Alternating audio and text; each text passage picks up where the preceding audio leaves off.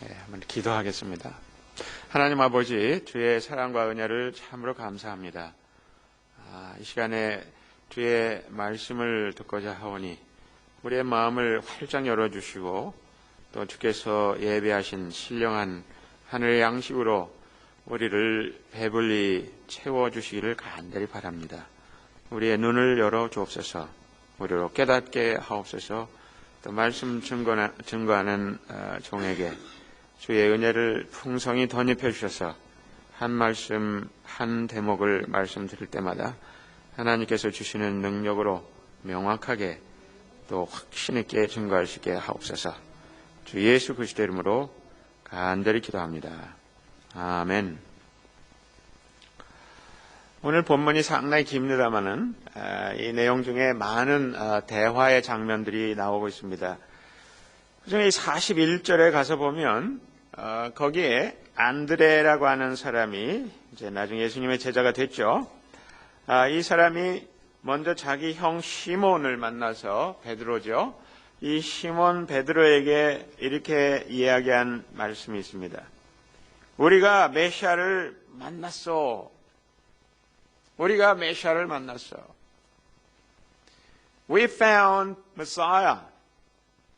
영어로 하면 그렇게 되겠고요. 근데 사실은 이 부분은 히라보로, 이 원어로 하는 것도 무리가 없습니다. 여러분들 그 유레카라는 말 들어보셨죠? 유레카. 이 유레카라는 말이 여기서 똑같이 바로 쓰인 그 말입니다. 이 동사죠. 유레카! 그거는 1인칭 그 현재 완료죠. I have found it. 그 얘기입니다. I have found it. 그래서 이 부분은 그냥 유레카! 그렇게 해도 여러분들이 이미 잘 아시는 그런 표현이기 때문에 문제가 없을 것 같습니다. 다 같이 한번 해보셨습니까? 유레카! 그럼 더 확실하잖아요. 그죠? 힘도 있고. 근데 여러분들 이 유레카에 대해서 생각하시면 뭐 조금 이 옛날에 중고등학교 다니실 때 공부했던 거 기억나시는 분들은 이 아르키메데스라는 사람 기억나실 겁니다. 그렇죠? 이 아르키메데스가 무엇을 지금 하고 있냐면 뭐 대충 여러분들이 그 일화를 아시기 때문에 이 사람이 그 이탈리아의 그 옆쪽으로 떨어져 있는 큰 섬 시칠리 사람인데 거기에 이제 시라쿠사라고 있죠. 그 미국에 그렇기 때문에 시라큐즈라는 데가 있는데 그게 다 이탈리아 쪽에 있는. 근데 그 히에론이라는 왕이 하루는 이 자기를 위해서 왕관을 만들도록 지시했는데 이 왕관에 순금을 써서 만들려고 했는데 이게 제대로 썼는지 금의 순도가 이 녀석들이 뭔가 좀 장난을 쳐가지고 거기서 이득을 남기기 위해서 거기에 뭐 은이나 뭐 좀 좋지 않은 금속을 쓴 거 아닌지 그걸 좀 알려달라고. 굉장히 어려운 주문이죠. 이미 금관은 딱 만들어져 있습니다. 그게 순금으로 돼 있는 거일 수도 있습니다. 그걸 녹일 수도 없고요. 그죠? 이거 어떻게 하느냐 이거죠. 근데 이 아르키메데스가 이제 수학자이기도 하고 이제 물리학자로서 굉장히 이 이름이 높은 사람이었는데 그렇기 때문에 왕이 그것을 부탁했겠죠. 근데 이 사람이 목욕을 하는 중에 갑자기 아주 중요한 발견을 하게 됐습니다. 뭐냐면은 목욕탕에 제 몸을 담그고 있으면 그 자기의 몸에 그 부피만큼 물이 흘러 넘치거나 약간 올라오게 되잖아요. 그죠? 그걸 보면서 생각한 게 이 부피하고 무게 관계를 한번 생각해 볼 수 있었다는 거죠. 즉, 이 만드는 사람들이 무게는 속이지 않았을 거란 말이죠. 그죠? 무게는. 왜냐하면 예를 들어서 1kg의 금을 가지고 금관을 만들어라 그랬는데 그거 나중에 와서 달아보면 되니까. 그래서 무게는 속일 수 없었을 텐데 그 안에 함량은 다른 걸로 바꿨을 가능성이 있다는 거죠. 근데 이 금속마다 같은 무게일지라도 같은 무게일지라도 그것이 차지하는 부피가 달라질 수 있다는 거예요. 예를 들어서 금이 상당히 밀도가 높기 때문에 금 1g하고 이 구리 1g 똑같이 넣으면 구리는 굉장히 작다는 거예요. 그러니까 이 구리를 더 많이 넣어야 말하자면 같은 크기의 그런 그 금관이 되게 되는 것이죠. 그래서 말하자면 금관을 전혀 변형시키지도 않고 그것을 물에 넣어보고 거기서 나오는 부피, 그죠? 그 다음에 똑같이 순금으로 되어 있는 그 무게를 가지고 달아본 결과 여기에 이 차이가 있는 것을 발견하게 된 것이죠. 그래가지고 이 아르키메데스가 이 놀라운 기쁨을 온 세상에 알리는 유레카 하면서 돌아다녔다는 거 아닙니까? 근데 바로 그 똑같은 단어를 지금 이 시몬 베드로 형님에게 이 안드레가 이렇게 말했던 겁니다. 유레카멘 톤 메사이안. 우리가 메시아를 발견했습니다. 우리가 메시아를 만났소. 오늘 말씀은 이미 동철 형제님이 말씀하신 것처럼 정말로 우리가 메시아를 만났고 그분을 경험했다면 마치 이 아르키메데스와 같이 그 놀라운 사실을 발견한 사람이 그것을 그냥 견딜 수가 없는 기쁨이 넘쳐가지고 온 거리를 완전히 발가벗은 채로 뛰어다닌 것처럼 우리가 복음 증거에 나설 수밖에 없다는 것이죠. 지금은 이제 한 조그만 재벌로 전락한 한국의 그 아주 유명한 신흥 종교 지도자 이 문선명 씨를 기억하는 분들이 많이 있을 겁니다. 근데 문선명 씨가 사실은 세계적인 종교적 천재라고 생각이 됩니다. 지금 메디슨 스퀘어 가든에서 집회를 하는 장면인데 이게 1974년도입니다. 이 상상이 안 되는 게 1974년도에는 한국 사람들이 미국에 가는 것도 굉장히 어려운 일이었어요. 사실 비자를 받는 게 굉장히 어려운 일. 근데 거기에 뉴욕의 메디슨 스퀘어 가든 그러면 무하마드 알리가 권투를 하는 그런 굉장히 많은 사람들이 한꺼번에 모일 수 있는 수천 명, 수만 명이 모일 수 있는 그런 체육관이죠. 거기에서 이 엄청나게 많은 사람들을 모아놓고 지금 박보희 씨의 통역을 통해서 이 통일교 자기네들이 발견한 그 통일교의 진리를 전한다고 이렇게 하고 있는 것을 볼 수가 있죠. 이때 동시에 이루어졌던 것이 수천 수만의 그 쌍들을 맺어주는 합동 결혼식이 있었는데요. 이때 타임즈에 기사가 이렇게 나와 있는 것을 볼 수 있습니다. Moon landing in Manhattan. 이 만하탄에 문이 내렸다고 이렇게 쓰면서 어떻게 해서 말하자면 정말 이름도 없는 그 백그라운드가 좀 의심스러운 이 형편없는 프리처가 이렇게 많은 사람들을 뉴욕시티에서 모을 수가 있었느냐 하는 그런 내용을 쓰고 있습니다. 여기에 중요한 단어가 뭐냐면 murky라는 말, murky credentials. 뭔지 모르는 이 애매모호한 그런 백그라운드를 가진 이 문선명이라는 사람이 와서 어떻게 그럴 수 있느냐. 사실 이 메시아라고 하는 것은 이 유대 즉 이스라엘 사람들에게 있어서는 굉장히 익숙한 말입니다. 메시아 즉 구세주란 말도 되고요.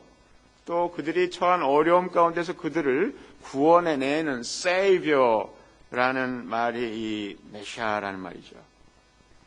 사실 이 세례 요한이 요단강에서 수많은 이스라엘의 백성들을 끌어모아 놓고 그들에게 세례를 주고 있을 때 이것은 그 유대 지역 전체에 엄청난 큰 반향을 불러일으켰습니다.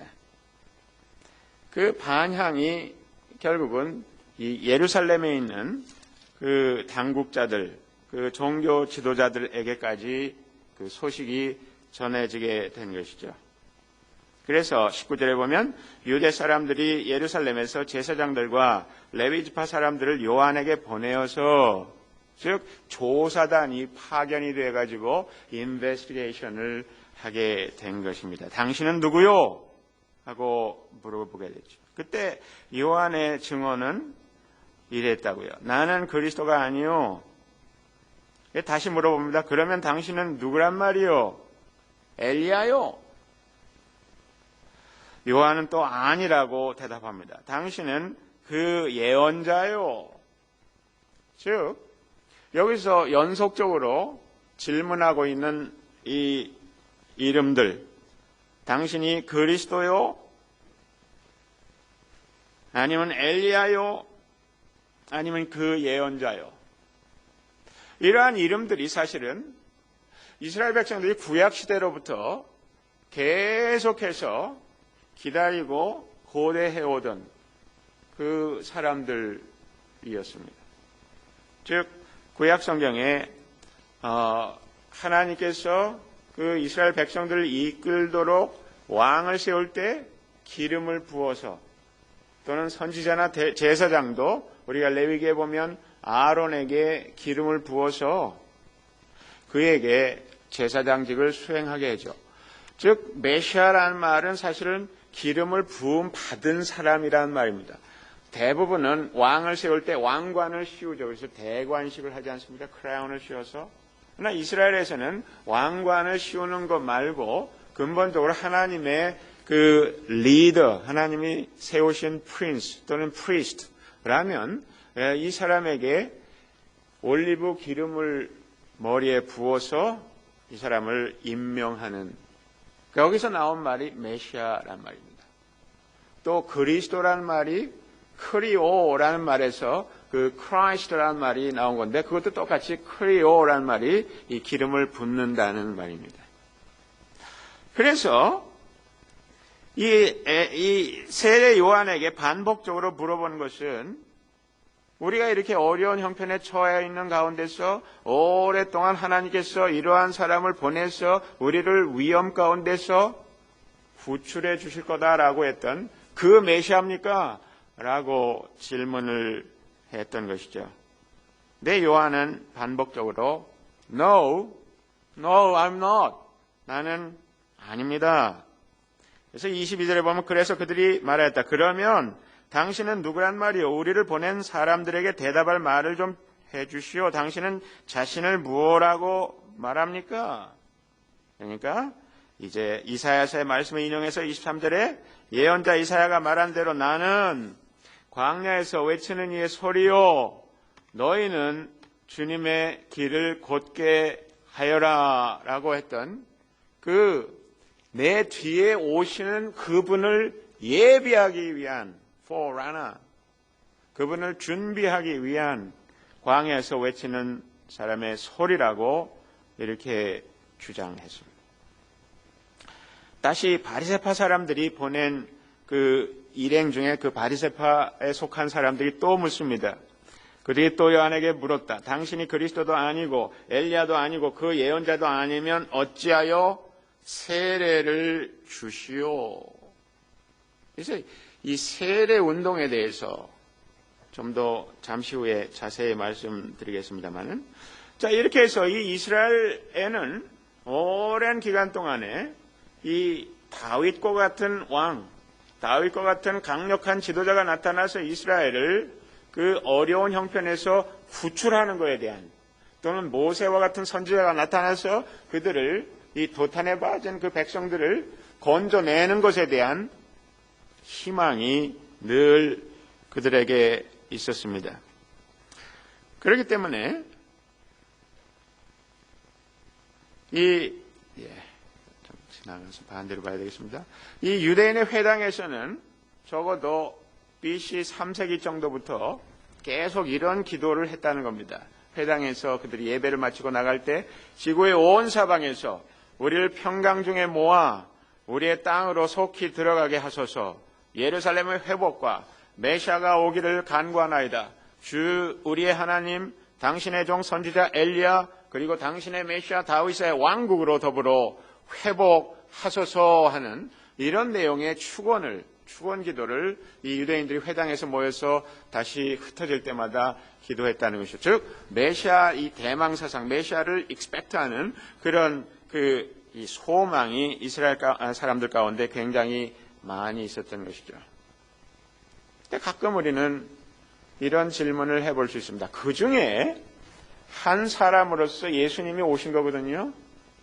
근데 생각해 보십시오. 예수님에 대해서 이 사람은 진짜 메시아인가? 이 사람은 가짜 아닌가?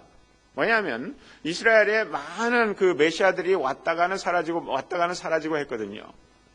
그래서 우리가 나중에 사도행전의 말씀을 보면 아주 중요한 테스트를 이 가말리엘이라는 사람이 해주고 있는 것을 볼 수가 있습니다. 그건 뭐냐면 이스라엘 사람들이 이 예루살렘에서 이 교회가 이제 처음 시작돼가지고 복음을 막 증거하는데 이 사도들을 통해서 또 많은 초기의 신자들을 통해서 복음을 전하는데 예수가 메시아다라는 주장을 이 사람들이 지속적으로 한단 말이에요. 그것 때문에 이제 요한과 베드로를 잡아가지고 이 산헤드린 공회에 와가지고 거기에서 신문을 하고 있는 장면에서 이 바리새인 중에 가말리엘이라고 하는 굉장히 지혜로운 그 랍비가 이렇게 얘기합니다. 이스라엘 동포 여러분은 이 사람들을 어떻게 다룰지 조심하십시오. 이전에 드다라는 사람이 일어나서 자기를 위대한 인물이라고 선전하니 약 400명이나 되는 사람들이 그를 따랐어. 그러나 그가 죽임을 당하니 그를 따르던 사람들은 모두 다 흩어져 없어지고 말았어. 그 뒤에 인구조사를 할 때에 갈릴리 사람 유다가 일어나 백성들을 꾀어서 자기를 뒤따라 반란을 일으키게 한 일이 있어. 그도 죽으니 그를 따르던 사람들은 다 흩어지고 말았어. 그래서 지금 내가 여러분에게 말씀드린 바는 이것이요. 이 사람들에게서 손을 떼고 이들을 그대로 내버려 두시오. 이 사람들의 이 계획이나 활동이 사람에게서 난 것이면 망할 것이요. 하나님에게서 난 것이면 여러분은 그것을 없애버릴 수 없소. 도리어 여러분이 하나님을 대적하는 자가 될까봐 두렵소. 내버려 두라. 지금 초대교회에 요한과 베드로가 이 성전에 와가지고 안진뱅이를 고치고 온갖 난리를 치고 이러는데 그래서 사람들이 엄청나게 많이 그들을 추종하고 있는데 거기에 대해서 너무 걱정하지 마라. 내버려 둬라. 내버려 두면 시간이 지나면서 이 사람들이 하는 일이 하나님의 일인지 아닌지를 알 수 있을 것이다. 여러분, 저는 이 가말리엘의 테스트를 이 문선명 씨가 지금 통과하지 못하고 있다고 생각합니다. 지금 문선명 씨를 메시아라고 생각하는 사람 아무도 없어요. 작은 재벌의 총수라고 생각할 사람들 많이 있을지 모르지만 그렇잖아요. 이게 별거 아니구나. 한때는 미국에 가서 어떤 유럽에서 난리가 나지 않았어요? 그러니까 거기에 대해서 관심을 가지고 이 굉장히 많은 사람들이 그래도 뭔가 있을 거라고 생각하는 그런 성향이 없지 않았습니다. 그러나 가말리엘이 얘기한 것처럼 그냥 내버려 두면, 그러나 예수님에게 이 테스트를 해보면 그것은 굉장히 다른 결과를 가지고 있다는 것을 알 수가 있습니다. 문선명 씨 같은 경우에는 불과 한 세대, 한 30년, 40년 만에 그 사람의 정체가 서서히 즉 돈을 끌어모아서 지금 자기 집안에서 이 재산 싸움이 일어날 정도로 그런 정도밖에 되지 않는 그런 상태에 있는 것을 예수님에게서는 전혀 2000년의 역사 속에서 하나도 발견할 수 없는 것이죠. 또 그가 죽었다가 말씀하신 대로 부활도 하셨고요. 또 그 교회가 전 세계적으로 왕성하고요. 이것은 도저히 우리가 거부할 수 없는 참된 irresistible truth, 이 거부할 수 없는 진리라는 것을 점점점 더 우리가 확인해 나가고 있는 중입니다. 여러분, 이제 다시 예수님을 예배하러 온 이 세례 요한의 이 세례 사역에 대해서 생각을 해 보겠습니다. 바리새파 사람들이 뭐라고 얘기했습니까? 왜 당신이 그리스도도 아니고 엘리야도 아니고 그 예언자도 아니면 어찌하여 세례는 주느냐? 여러분, 이 세례에 대해서 우리가 에스겔서 앞에 36장에서 읽어본 것처럼 이 세례라고 하는 것은 하나님이 일찍이 정하신 마지막 때에 있어야 될 굉장히 중요한 이벤트였습니다. 그래서 우리가 이 에스겔서 말씀으로 잠시 다시 한번 돌아가서 보면요, 에스겔서 36장입니다. 아까 잘 읽어주셨는데요. 에스겔서 36장에 이런 말씀이 있습니다. 25절부터 24절부터 읽으면 더 좋겠네요. 거기에 보면 내가 너희를 이방 민족들 가운데서 데리고 나오며 그 여러 나라에서 너희를 모아다가 너희의 나라로 데리고 들어가게 하겠다. 이스라엘의 회복을 얘기하는데 그때에 어떤 일이 있어야 될 것이냐. 그리고 내가 너에게 맑은 물을 뿌려서, 이 세례의 아이디어가 나오는 거 볼 수 있죠. 맑은 물을 뿌려서 너희를 정결하게 하며 너희의 온갖 더러움과 너희가 우상들 섬긴 모든 더러움을 깨끗하게 씻어주며, 다음에 26절에 너희에게 새로운 마음을 주고 너희 속에 새로운 영을 주며 너희 몸에서 돌같이 굳은 마음을 없애고 살갗처럼 부드러운 마음을 주며 너희 속에 내 영을 두어 너희가 나의 모든 율례대로 행동하게 하겠다. 그러면 너희가 내 모든 규례를 지키고 실천할 것이다. 이렇게 말씀하시죠.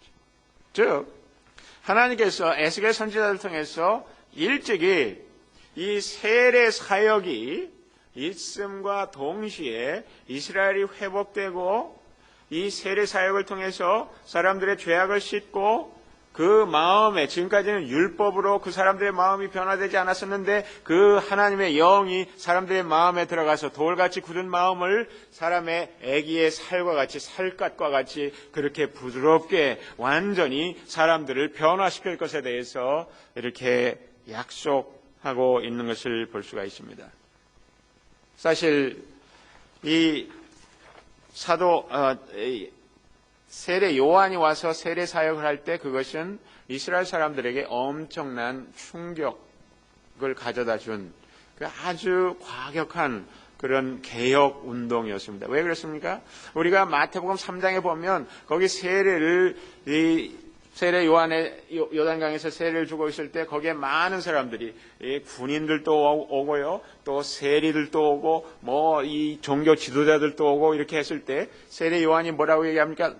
너희가 이 독사의 자식들아, 너희가 누가 너희에게 임박한 진노를 피하라 하더냐 하면서 이 돌들로도 하나님께서 아브라함의 자손을 만들 수 있다고, 너희가 스스로 아브라함의 자손이라고 하지 말아라, 그렇게 하면서 세례를 주고 있었습니다. 거기에 굉장히 중요한 의미가 있습니다. 왜냐하면 이스라엘 사람들 하나님의 백성이 되기 위해서 할례라는 것을 받았습니다. 할례만 받으면 됐고 이스라엘 백성들에게 다른 세례 같은 것은 필요하지가 않았죠. 그러나 이방인으로서 이스라엘 사람처럼 하나님의 백성이 되고자 하면 그들은 할례를 받고 또 세례를 받아야 됐습니다. 그래서 이미 할례를 받은 이스라엘 백성들에게 세례를 받도록 온 지경에 있는 사람들이 다 모여들어서 회개 세례를 받도록 했던 것은 사실 이스라엘 백성들에게 엄청난 자존심의 손상을 가져왔죠. 왜냐하면 마치 이스라엘 사람들을 이방인처럼 취급하니까. 그렇죠? 그들은 이미 다 할례를 받았는데 또 세례를 받으라고 하니까 마치 이방인들이 하나님 백성 되는 과정을 그대로 거쳐가라고 하는 것처럼 그들에게 들렸던 것이죠. 그렇습니다. 이스라엘 백성들이 이제 온 갈릴리 유대 지방에서 다 모여들어서 세례를 받을 때 하나님께서는 그 과정을 통해서 새로운 하나님의 언약 백성을 이제 조성하려는 그런 계획을 가지고 이 세례 요한을 통해서 그 뭇 백성들에게 그 요단강에 들어와서 그 몸이 죽었다가 다시 살아나는 것처럼 물속에 빠뜨렸다가 그들을 끄집어내는 이 작업을 수도 없이 이 세례 요한이 그 요단강에서 반복하고 있는 것을 볼 수가 있습니다. 그러면서 이 세례 요한이 뭐라고 얘기합니까? 31절, 33절에 보면 이렇게 얘기합니다. 나도 이분을 알지 못하였습니다. 내가 와서 물로 세례를 주는 것은 이분을 이스라엘에게 알리려고 하는 것입니다 하면서 나도 몰랐다. 근데 사실은 세례 요한이 예수님을 알죠. 왜냐하면 두 어머니가 세례 요한의 어머니 엘리사벳이 임신 중에 이제 태기가 막 생긴 그 마리아가 찾아와서 시골 동네에서 서로 대화하는 중에 그 태중에 세례 요한이 뛰놀았다는 그 얘기를 이 누가복음에서 전해주고 있기 때문에 사실은 그렇게 멀지 않은 친척 관계에 있었던 것 같습니다. 그러니까 서로 자라면서 한 6개월 정도의 차이로 세례 요한이 먼저 태어나고 그 다음에 예수님이 태어났거든요. 그렇기 때문에 내가 모른다 이렇게 얘기하는 것은 말이 안 되죠. 그건 무슨 얘기냐 그러면 지금 세례 요한이 무슨 얘기를 하고 있는 거냐. 33절에서 또 반복적으로 얘기합니다. 나도 이분을 몰랐습니다. 그러나 나를 보내어 물로 세례를 주게 하신 분이 나에게 말씀하시기를 성령이 어떤 사람이 위에서 내려 와서 머무는 것을 보거든 그가 바로 성령으로 세례를 주시는 분임을 알아라 하셨습니다. 그래서 어떻게 해요? 우리가 그러잖아요. 어떤 사람의 그 놀라운 변화, 이 놀라운 어떤 이 승진이라든지 놀라운 어떤 이 상을 받는다든지 이랬을 때 어떻게 얘기합니까? 정말 몰랐어. 진정 난 몰랐네. 그렇게 얘기하잖아요. 진정 난 몰랐네. 이 세례 요한이 예수님에 대해서 이분이 나보다 6살 많은 정도만 알았지 그 정도는 몰랐다. 몰랐다. I never knew who he was. 진정 난 몰랐네. 그 얘기입니다. 나 그 사람 모릅니다. 그런 얘기가 아니라 여기서 우리는 아주 중요한 구분을 해볼 수 있습니다. 그건 뭐냐면 knowing about a person과 knowing a person. 그죠? 이 짐 패커가 그의 책 Knowing God이라는 책에서 처음에 아주 잘 얘기하고 있는 것처럼 하나님을 믿는 사람들이 많은 경우에 하나님을 그냥 어떤 사람에 대해서 아는 것처럼 knowing about God 하나님에 대해서만 그렇게 아는 교회를 오랫동안 다녔지만 이 사도신경을 하고요 성경을 읽고요 그러지만 I know about the Bible I know about Christ I know about God 이 정도지 I really knew him now 내가 정말 그 일을 이제 알겠다고 이것이 진정한 변화를 가져옵니다.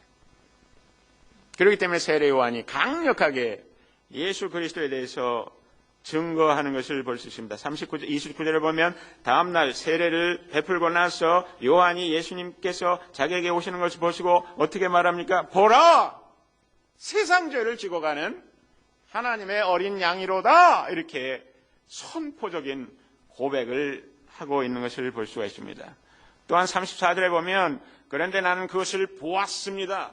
즉 예수 그리스도께서 세례를 받으시고 그 물에서 나오실 때에 하나님의 성령이 그 사람에 머무르면서 또 하나님께서 자기에게 세례 주는 사역을 하도록 보내신 그 하나님께서 성령이 어떤 사람 위에 내려와서 머무는 것을 보거든 바로 그가 성령으로 세례를 주는 분임을 알라 하는 것을 듣고 정말 알게 되었다 하면서 나는 그래서 이분이 하나님의 아들이라고 증언합니다라고 말하고 있습니다.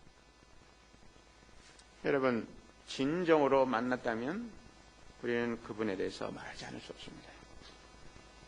이미 말씀드린 것처럼 정말 난 몰랐어요. 예수님이 그런 분인지 전 몰랐어요.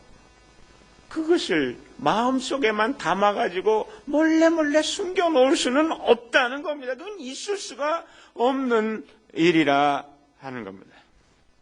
이제 예수님은 세례 요한으로부터 그 큰 임팩트가 있었던 그 세례 요한으로부터 그 자신에 대한 증언을 받게 되죠. 세례 요한의 증언은 세례 요한을 추종하던 그 제자들에게 영향을 미쳤습니다. 그래서 세례 요한을 추종하던 제자들이 이제 예수님을 따라다니기 시작했습니다. 36절에 봅니다. 예수께서 지나가시는 것을 보고 세례 요한이 뭐라고요? 보아라! 하나님의 어린 양이다. 이렇게 하니까 그 두 제자가 요한이 하는 말을 듣고서 예수를 따라갔다고 했습니다. 그때 예수님이 돌아서서 What do you want?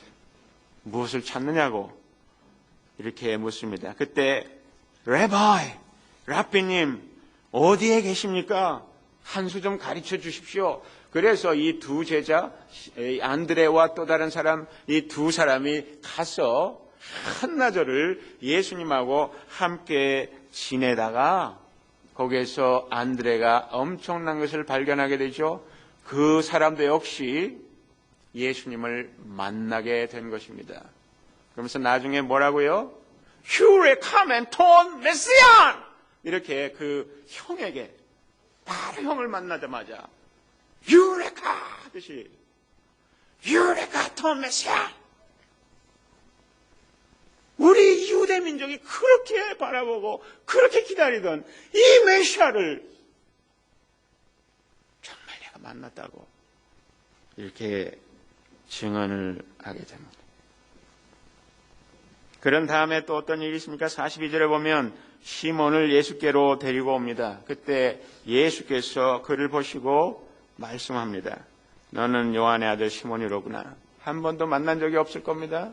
그러나 대뜸에 그의 이력에 대해서 정확하게 다 맞추면서 말씀합니다. 그러면서 동시에 이 시몬이라는 사람이 하나님의 나라의 일을 위해서 어떤 일을 하게 될 것인가 하는 것을 뜻으로 그 사람의 이름을 지어줍니다. 이 사람에 대한 원대한 그 계획을 예수 그리스도께서 그 포부를 이 한 이름을 통해서 내가 너를 개발하고 부르겠다. 개발한 말은 이 베드로, 즉 페트로스라고 하는 이 암석, 이 바위라고 하는 말의 아람어죠.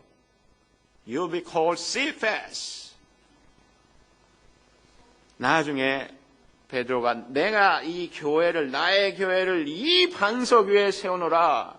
그래서 베드로가 사실 초대교회의 아주 중요한 지도자가 되는 것 아닙니까? 여기서 물론 시간은 걸리지만 이때로부터 베드로가 예수 그리스도의 제자가 되어가는 것을 볼 수가 있습니다. 동시에 빌립을 예수님께서 또 만납니다. 나를 따라오너라. 그러니까 무턱대고 따라오너라 그랬겠습니까?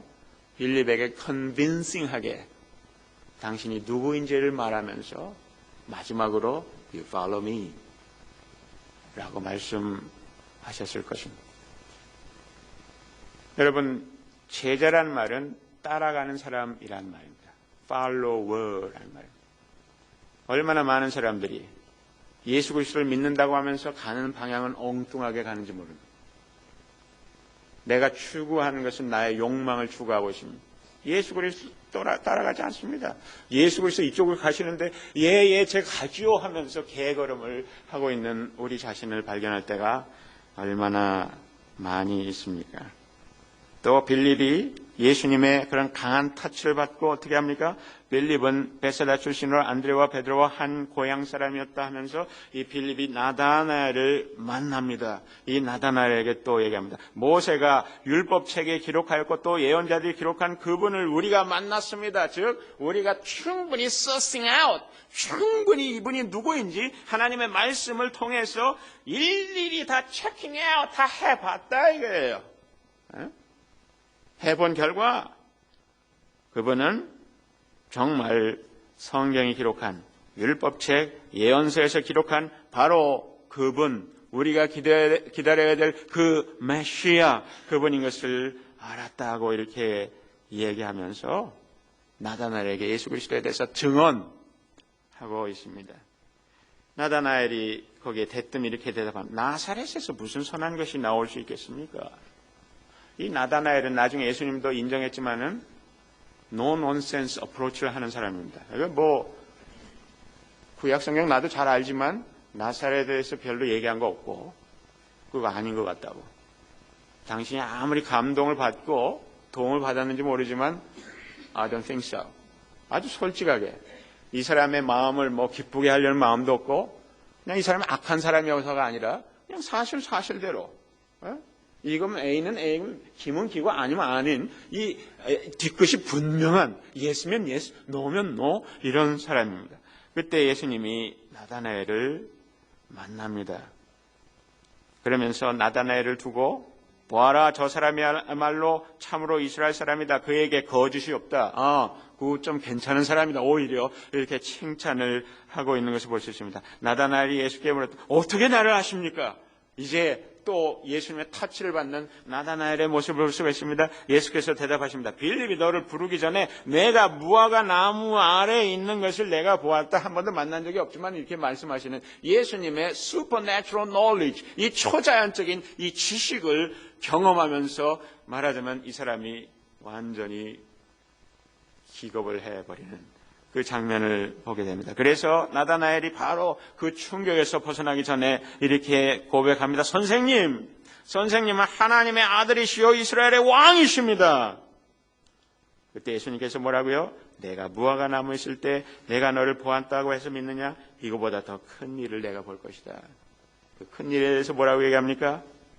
내가 진정으로 너에게 말한다. 너희는 하늘이 열리고 하나님의 천사들이 인자 위에 오르락 내리락 하는 것을 보게 될 것이다. 이것은 환상적인 장면입니다. 이것은 나중에도 요한복음 3장에서 예수님에 대해서 예수님 스스로 말씀하시기를 하늘에 또 땅에 모든 것을 다 아시는 분으로서 예수 그리스도가 하늘과 땅의 연결 지점에 서 있다는 것을 표현하는 그런 아주 독특한 표현입니다. 나중에 사실 십자가를 상징적으로 말하는 표현이라는 것을 또 알 수가 있는 것이죠. 오늘 말씀 마지막에 아주 중요한 포인트 하나만 더 지적하면서 정리를 하도록 하겠습니다. 즉 예수님께서 왜 세례를 받았느냐? 세례 요한에게 세례를 받았는데 왜 세례를 받았느냐? 세례 요한의 사역은 분명히 온 유대 사람들을 그 죄로부터 회개하게 하기 위한 그러한 사역이었습니다.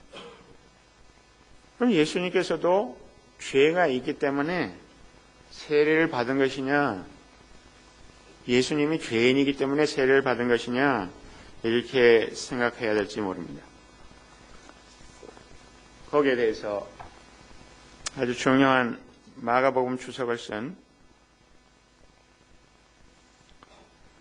그 C.D. 크랜필드라고 하는 케임브리지 대학의 교수가 이렇게 잘 정리했습니다.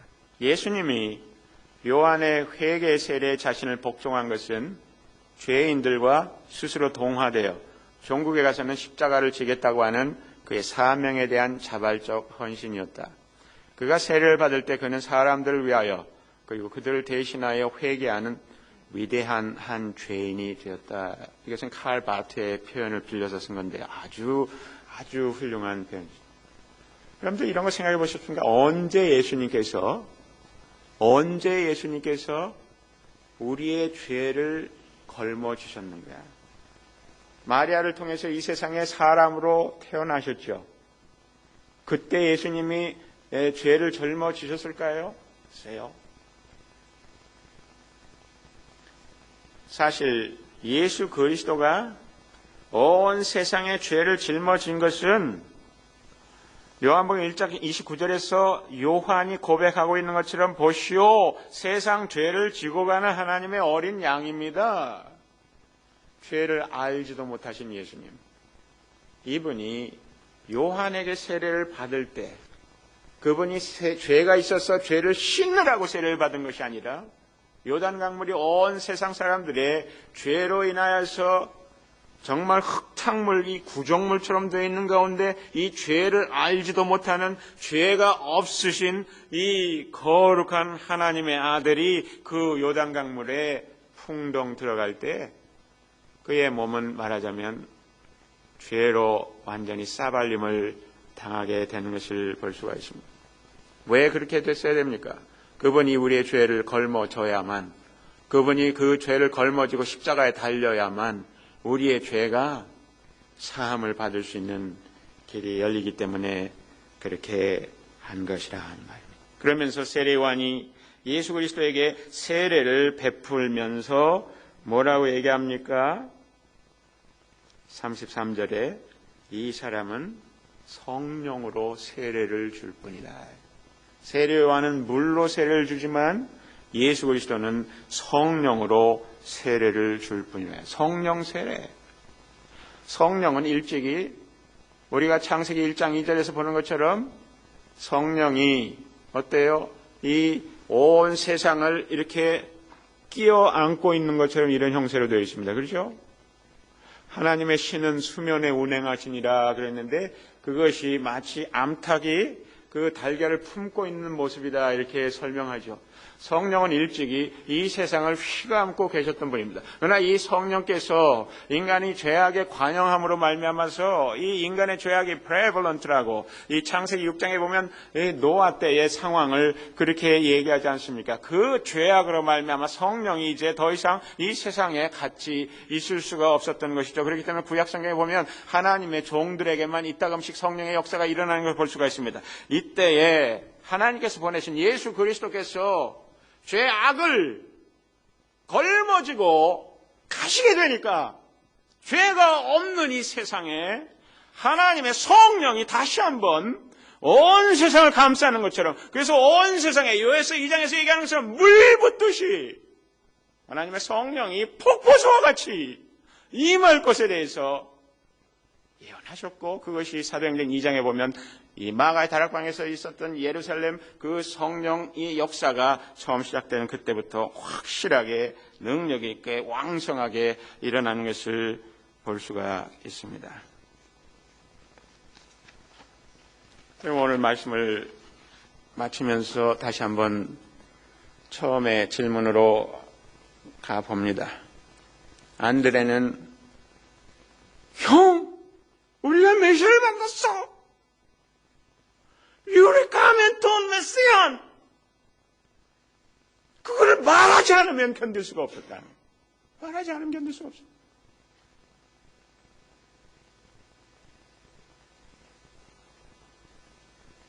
우리가 전도에 대해서 많이 말하지 않고 있습니다. 우리 교회가 또 우리 각 개인이 제가 볼 때는 전도에 있어서 심각한 병을 앓고 있는 것이 분명합니다. 이것은 보통 문제가 분명히 아닙니다. 그 병은 어디로 거슬러 올라가냐면 내가 과연 이 메시아를 만났느냐, 그 메시아를 만나서 얼마나 감동을 받았느냐, 얼마나 충격을 받았느냐, 그래서 그분을 따라가고 있느냐 하는 이런 질문으로 다시 거슬러 올라갈 수 있습니다. 그래서 우리의 병의 근원이 어디에 있는지를 알 수가 있습니다. 내가 과연 예수님을 만났느냐? 여러분이 교회를 10년, 20년, 30년, 40년 전생에 다니는 거 별로 중요하지 않습니다. 저도요, 예수 그리스도를 처음 만났을 때가 대학교 2학년 때였습니다. 나이가 19, 20살 때였습니다. 그 전까지 교회를 오래도록 왕래했습니다. 왕래해서 오래도록 다녔어요. 그러나 그때 성경 공부를 제대로 하면서 눈이 딱 떠지니까 그동안 20년 동안 교회 다닌 거 사실은 예수님 따라가는 거 아니었다는 것을 알았어요. 그거 아무것도 아니었구나. 그 몇 주 동안 성경 공부 제대로 해보니까 아하, 이게 아니었구나 하는 것을 I found it. 알게 됐다는 거예요. 왜냐면 저도 거기서 안드레에게 얘기하는 것처럼 유레카! 내가 찾았다고. 그래서 제가 그 대학교 2학년 그때부터 전도를 그 학교에 만나는 그 친구들에게 많이 했어요. 지금도 그 사람들 이름을 다 얘기할 수가 있어요. 홍병용 씨가 저에게 전도를 했죠. 그래서 제가 강문구에게, 또 임순이에게, 임순이가 김정숙에게, 정혜경에게 막 하는 거야, 막. 그래서 그 여름방학 때 다 몰려가요. 수련회 다 몰려가는 거예요. 우리 교회에서도 이 따금씩 이런 일들이 일어납니다. 예수 그리스도를 이 클럽이료 만남 같은 데서 만나는 분들이 이제 자꾸 말이 많아집니다. 내가 이제는 이거 알겠다고. 내가 그 진정 난 몰랐네. 난 그때 몰랐어, 지금까지. 이런 줄 몰랐어요. 그럼 자꾸 말을 하기 시작해. 전 그 사람들 영향을 미칠 거라 생각해요. 그래서 그런 일로 말미암아서 연쇄작용이 일어났던 적이 있었는데 그게 요새 가물가물해요. 이것은 큰 문제죠. 이거 보통 문제가 아니죠. 참으로 예수 그리스도를 만났습니까? 만났다면 증언하지 않으면 안 됩니다. 하물며 냉면이 맛있어도 그 집으로 사람들 데리고 가는데 이거는 뭐 이거 좀 이상한 거 아니냐 이거지. 그렇잖아요. 떡볶이만 맛있어도 신당동으로 사람들 데리고 가는데 이거 왜 어떻게 된 거냐 이게. 한번 생각해 보자 이거죠. 기도하겠습니다.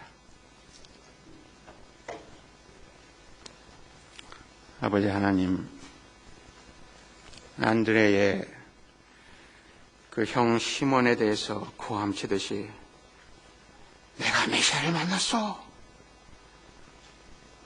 하는 그러한 고백과 증언이 우리 삶 속에서 큰 울림으로 울려나갈 수 있도록 우리를 도와주옵소서.